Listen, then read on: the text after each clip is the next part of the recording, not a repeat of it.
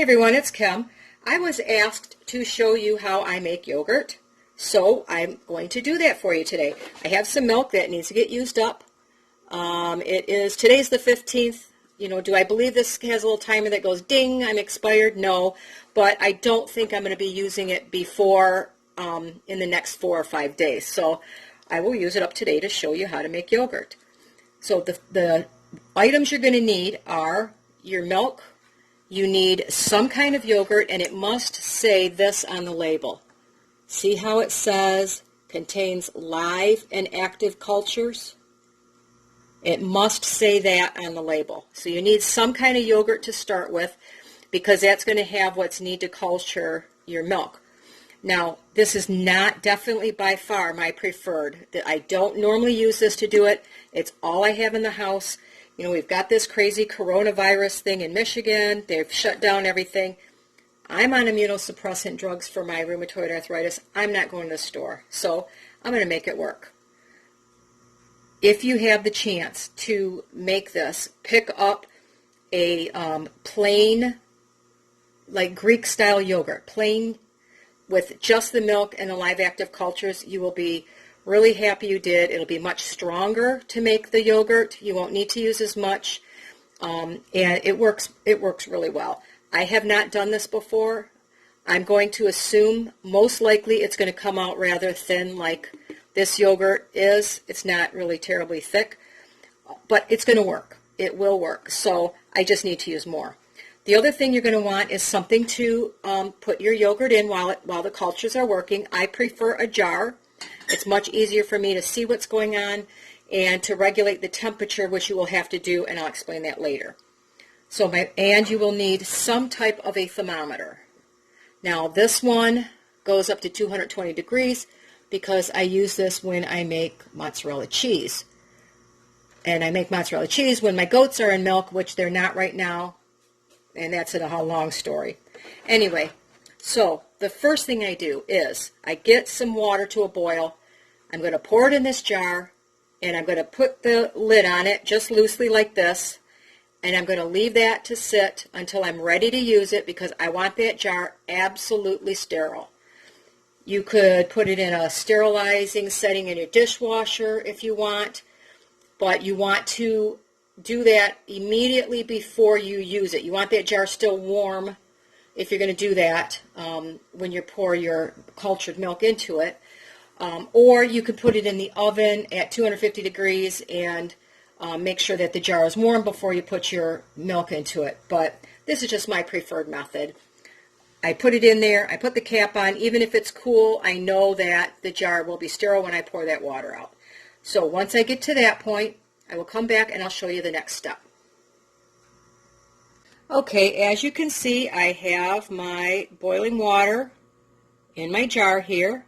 I just set the lid on here, and I'm just going to put this off to the side because, like I said, I'm just going to leave it. It doesn't matter if it cools now because I know the jar will be sterilized.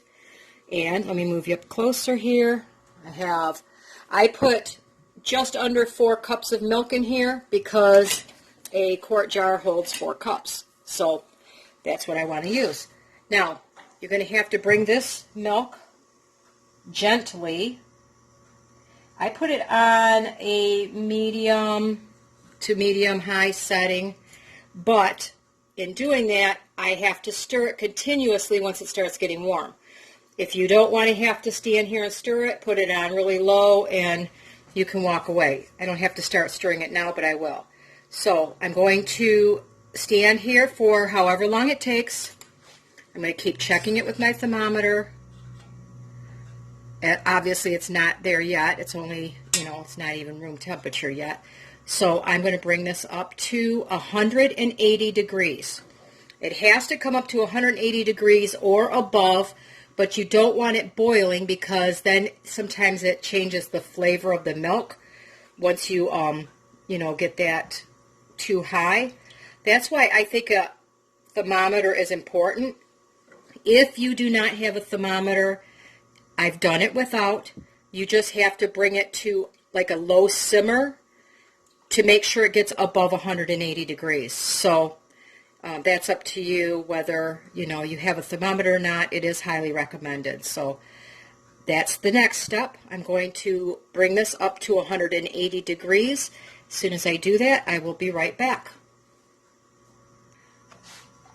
Okay, I'm just about there.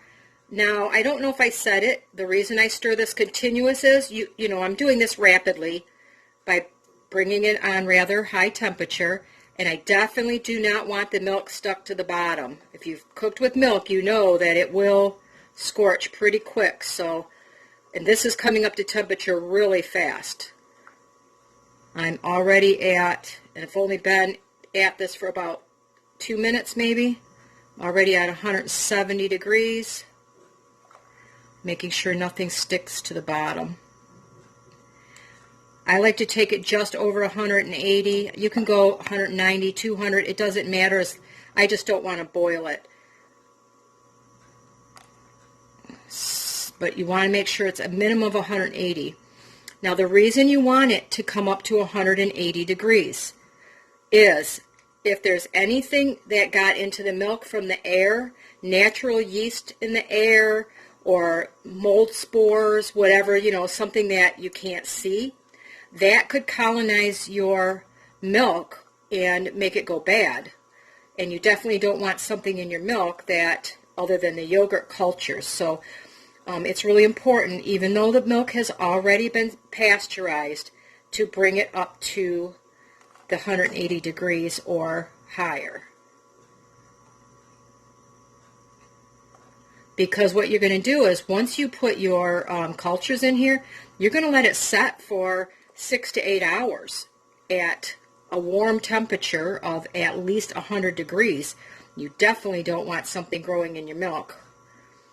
That'd be like setting, a glass of milk out in the sun and leaving it. All right, I'm already at 190, so I could turn my heat off here. Now, there's a couple of ways to cool this. You can cover it and let it cool naturally if you have other things to do. You can cool it down to, you need it between 105 and 115 degrees when you put your yogurt in here to culture it. If you think you're okay with, letting it cool naturally, that's fine. But I want to speed things up a little bit. I'll show you another way. In the meantime, I have my yogurt sitting out. I want it to try to come up close to room temperature. It won't be room temperature by the time I do this because, I'm going to do this at a rapid cool. Let me show you what I do. I'm going to spin you around here. There's my sink. Now I'm going to do the opposite. I'm going to set it in some cool water, obviously making sure it's not too deep. I'm going to stir it around a little bit until it cools down to approximately 110 to 115 degrees. I could set this in the refrigerator. It's not really good for your other food in the refrigerator, but if it goes below 100 degrees, you're going to have to bring it up to temperature again because you don't know if anything got into it, or if you forget it, say for overnight, it's not good enough.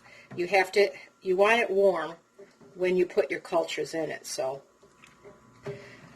I'm going to stir this until, make sure it's, I'm going to have to hold on to this. I got the water level a little deep. I don't want it to tip over. So I'm going to stir this until it gets down now into approximately 115 to 110 degrees. As soon as it's there, I will be right back. Oh, let me tell you what else in the meantime. Let's see if I can let that go. In the meantime, for me, you will see back here, let me show you, is my, that's not an Instant Pot, it's a Crock Pot brand, but it's like the Instant Pot. I have filled this with water because I found there is a yogurt setting on here. I found putting the milk directly into the bottom, it actually got too hot and it killed off my cultures. By putting the water in there and leaving the lid off, I can regulate the temperature at 105 degrees, which is what I want it to be. So maybe you need to check if you're going to use one of those, check your device to make sure that it does not get too hot. Put some water in there. You know, if you're going to only put 4 cups of milk in there, put 4 cups of water and see if you want to pour it in the bottom. Then you still have to take it out, clean the pot, all that stuff. It's just easier for me to do it right in the jar I'm going to make my yogurt in. So the other methods to keep it warm I will discuss after, but I just wanted to let you know that I am bringing some water up to the yogurt temperature in that crock pot. Once again, that only took me about 2 to 3 minutes at max to get that down to the temperature I want to use it. I let the water out of my sink. It's at 110 degrees.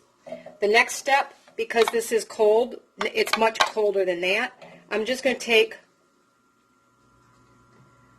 some of this warm liquid and I'm going to pour it into my yogurt because I'm going to temper it to bring it up to a temperature that it will like going into the warmer milk. And it thins it down enough, it helps me stir it in a little easier too. All right. Now, I don't know if I told you, because I'm not sure about this yogurt, I decided to use a half a cup. Normally, I would just use a couple of tablespoons of the Greek yogurt. It won't hurt if you want to use the whole thing your first time to make sure you get a really good culture. If you don't want to eat plain yogurt, or if you know, I mean, I just add some sweetener to it to use it, but if you don't want to, you could just throw the whole little carton in there and it won't hurt anything. I'm going to stir it up really, really well.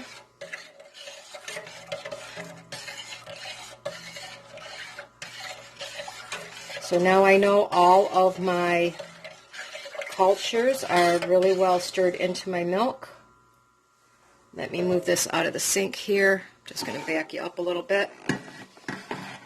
Let's back you up where you can see once again. There we go. Get rid of this.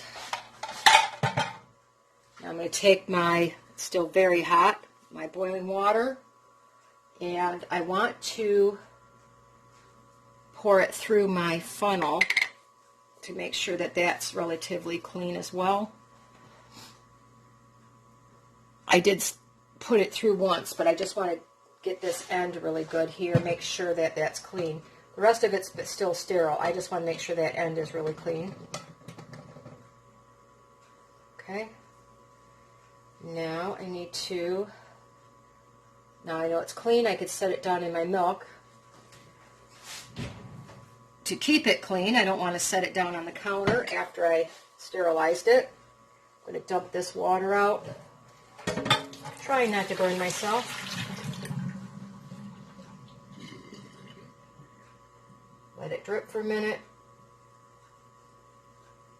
Don't worry about cleaning it. It won't hurt if you have a couple of drops of water in there. All right, there we go.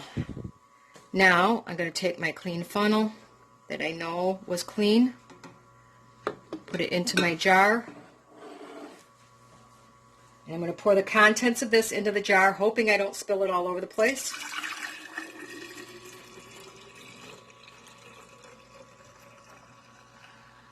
Yep. Because I use that much milk, I got a little bit, probably more than this thing will hold, which is fine.